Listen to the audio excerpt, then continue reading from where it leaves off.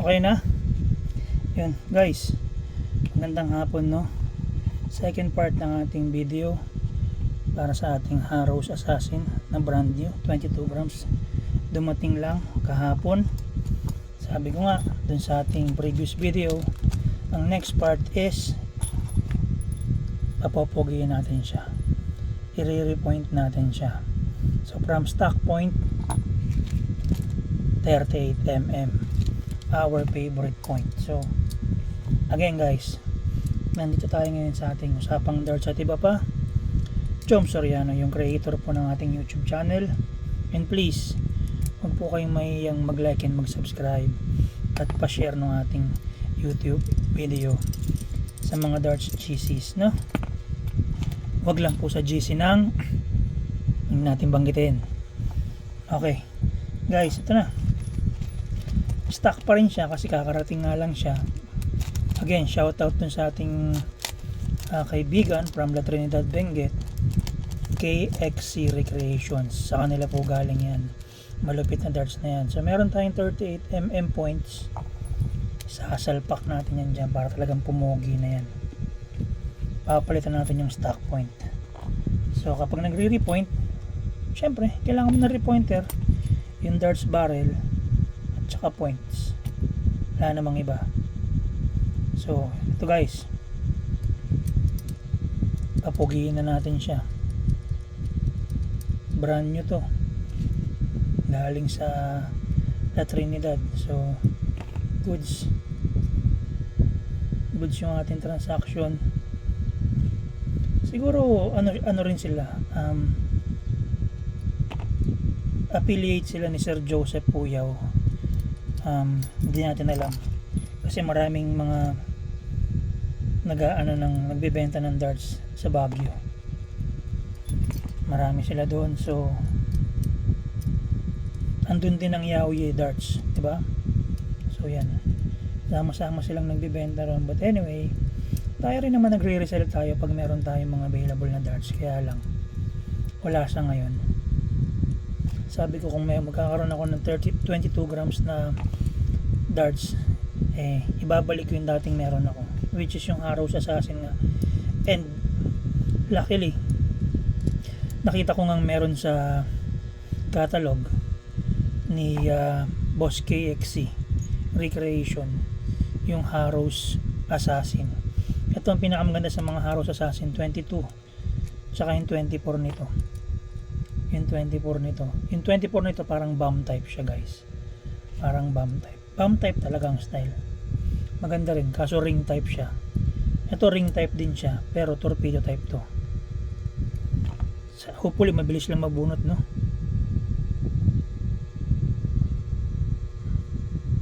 Teka lang, hindi ko palang diinan, sorry. Kailangan pala idiin muna natin kasi stuck to eh. Yan ako muna sa guide.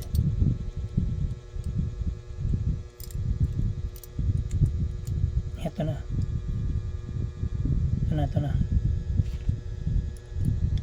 Tingnan na natin. Well guys, medyo pause. Hindi ko alam, mainit ang panahon kasi. Yan. Hugot na to. Tigas. Pero ayan na, nagpupul na siya. Okay na. Matigas. So 34mm yung point, nabaon ng 32, sinagad nila. Yan o, comparison yan, 34 yan guys, 34mm yan, 38 yan, 36 yung gitna yan. So yan yung comparison. Dahil bago pa to, hindi natin ibabaon masyado para medyo mahaba. Sarap naman ito. Bago rin yung point na lalagay natin, syempre hindi tayo maglalagay ng lumang points.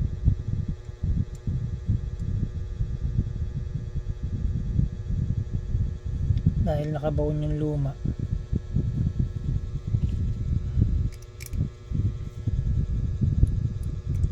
Itong 38 magiging 36 lang to guys. kasi bawon na bawon yung luma eh. Sagad na sagad. Ay hindi yung luma, yung stock point pala bawon na bawon. Nakasagad dun sa barrel nila. Eto na oh, mahigpit na siya. Yan. Konting higpit lang palang kailangan. So one down. One down. Pasensya na guys yung electric fan. Sobrang init kasi ng panahon kaya ganun. Yan. One down. Next.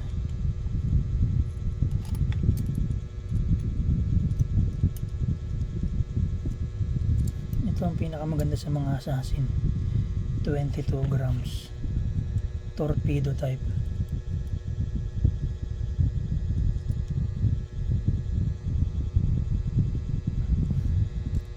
Sabi ko nga sa inyo guys, 3-part series to guys. Yung next video nito, yung last video nito, ang gagawin natin is aray, higpit. Hagis natin to sa dartboard naman. Ang higpit. Teka. Iba talaga kapag stuck. Shoot.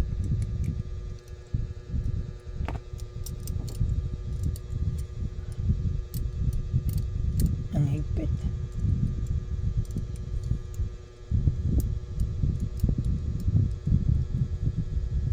Ang higpit.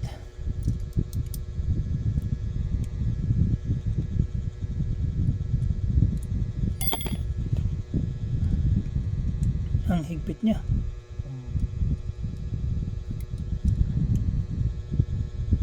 Hindi nahihirapan yung puller natin. Ayan na, tumutunog na. Ang higpit.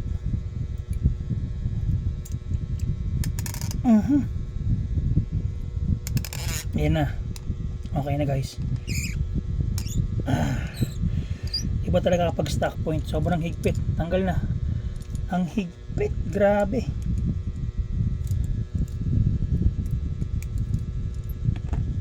Grabe yung point na yan. Point of no return kung tawagin. So ayan o. Guys, tinan mo yung nakabaon. 2mm na kagad yung nakabaon na yan. So from 38 nagiging 36 lang siya. Grabe, kawawa yung repointer.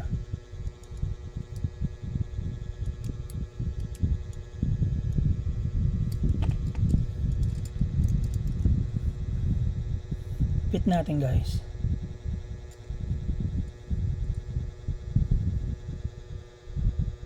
Shoot na kagad. Tingnan natin kung tumama na. Konti pa.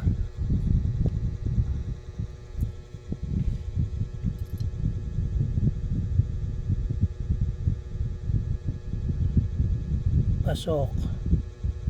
Pasok na siya guys.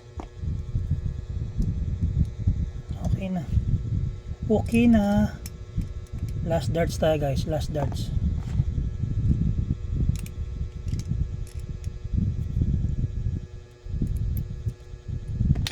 Last darts. Tignan natin kung anong tamang setup dito. Malamang ilalagay ko rito yung flights tsaka shot. Yung standard syempre.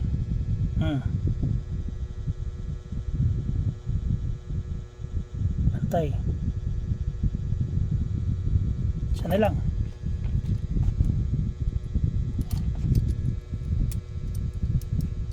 Higpit. Grabe higpit nito. So kailangan nyo rin ingatan yan guys, kasi kung naputol siya, malamang huwag naman po, diba? Isa lang ang gumagamot ng mga putol na darts, putol na points ng darts, si Kuya Kit Ortigas. Dito lang yung sa amin, malapit lang din sa Mandaluyong, sa Hulo siya. Ayan na. Ang higpit guys. Teka lang. Sakit. Ganito talaga kapag naglalagay ka ng nag-ano ka ng stock point.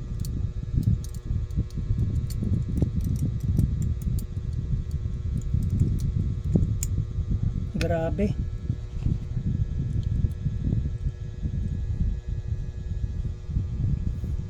Dapat pala binabad ko muna sa cook. Ayun guys, isang tip pala yun, no? Kapag magre-repoint kayo, para gusto nyo lumambot yung, hindi naman lumambot, mag-loosen up yung sakit, mag-loosen up yung point, babad nyo sa cook, guys.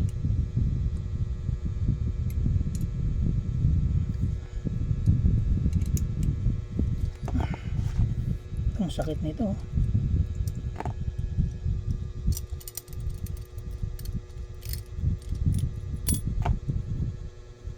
Tingnan nyo kasi yung repointer natin, bukas na.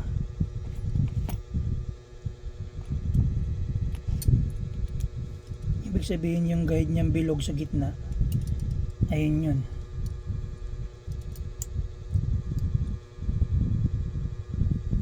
Malaki na.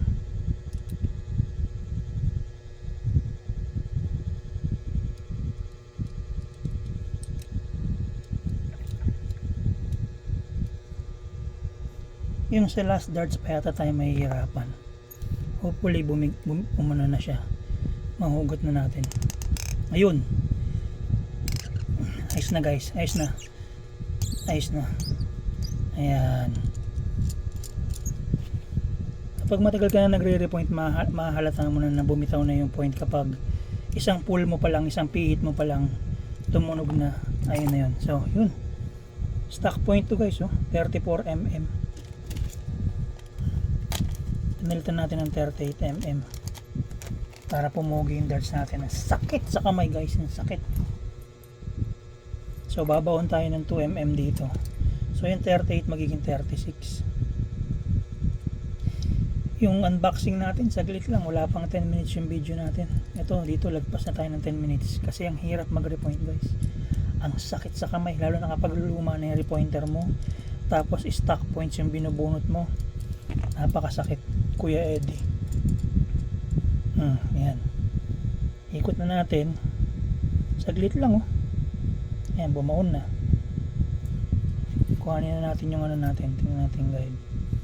Hindi pa konti pa. Konting pihit pa. Ayun, hindi pa pala.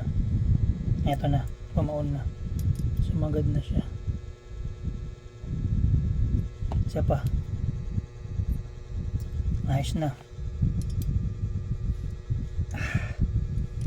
Meron na tayong Poging Arrows Assassin Repointed. So again, maraming salamat sa ating kaibigan KXC Recreations, La Trinidad, Benguet. Diyan yan sa may Baguio guys.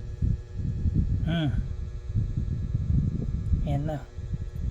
Teka, baka may mix it.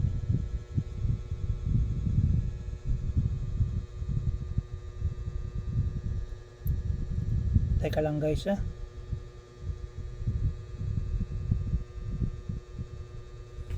merong isang maiksi ito.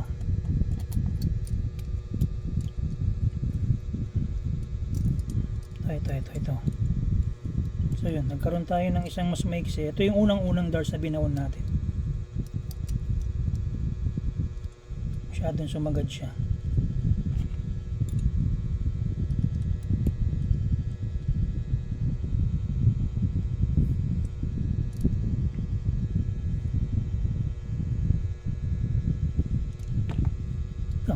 Pull tayo ng konti.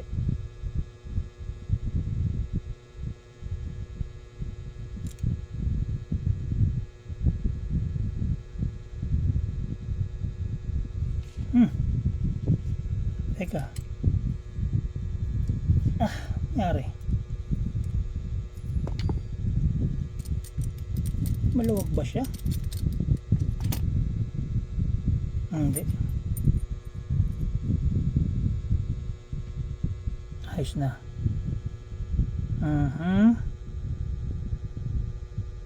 Focus na. Ay, salamat.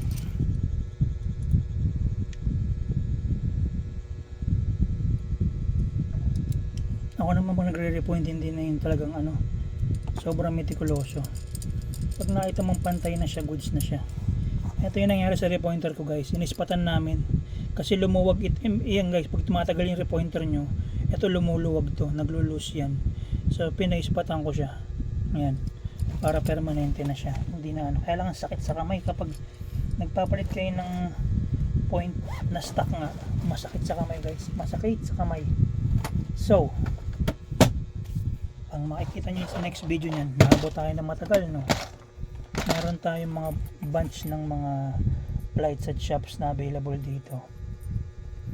Ang ilalagay ko sa kanya, eto,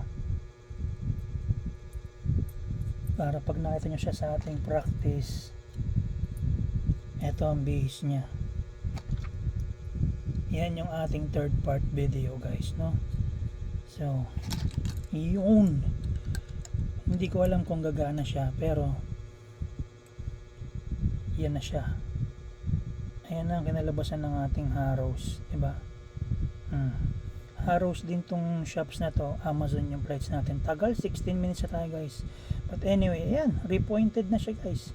So last part ng ating video para sa ating Harrows Assassin is yung ating 501 practice guys. So again guys, maraming salamat. Ang tagal na ng video na to kasi nahirapan tayong mag-pull. Ganun talagang struggle minsan, but anyway, nagawa natin. Last part nito guys, 501 throw practice. Ito na, itong setup na to. So thank you so much guys. Again, like and subscribe na lang po sa ating YouTube channel. Thank you guys, thank you.